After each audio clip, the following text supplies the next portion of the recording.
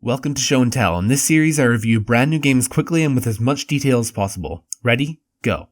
Polychromatic instilled an old feeling in me that I used to get, but it was a very specific set of events that led me to that feeling. I'll explain what I mean in a bit, but first, Polychromatic is a top-down, endless twin-stick shooter that is designed to be played casually. You have to survive for as long as possible while also destroying as many of the other shapes as you can. The game does a good job of making each different enemy shape behave in different ways, and I noticed in particular things like group AI and AI in general were done very well.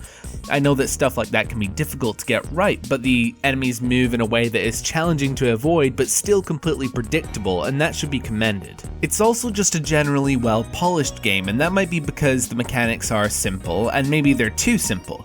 Initially, when I played the Endless mode for the first time, I felt like, while the gameplay was good, there was little incentive for me to keep playing.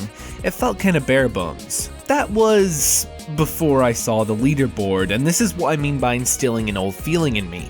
Since I have a promotional copy of this game, that is one that comes out before the official release date, the global leaderboards were quite empty. I instantly got tunnel vision. I had to get the highest score in the world before this game released, so I tried again, and again, and again, and suddenly was having so much fun.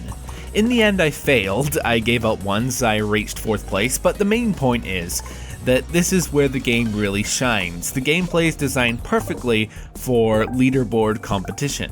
The problem is, what are the chances that you, the viewer, are going to experience this?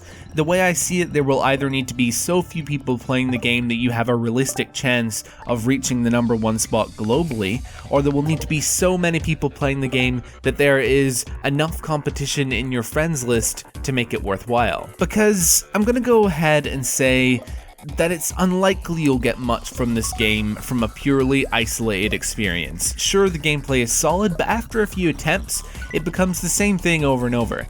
Yeah, you can try and get better every time, but to what end? The game is infinite. Even the timed mode is still infinite, it's just how far you can get within a certain time. So I can only recommend this game if you are of the small subset of people who not only enjoy competition on leaderboards, but are in a position that that's going to be fun for you, and then you need to decide if that's worth $10. For me, I think the experience I had, and still I'm having since I'm going to keep trying, is worth that price, but I have a feeling that's only going to last until release day. It's a difficult one, and I feel like giving you the information you need to make an informed decision about this.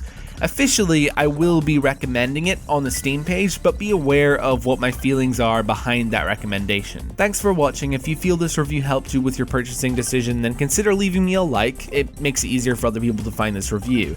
If it didn't, leave a dislike, guilt-free, but try and leave some feedback in the comments as well, rather than just a dislike. See ya.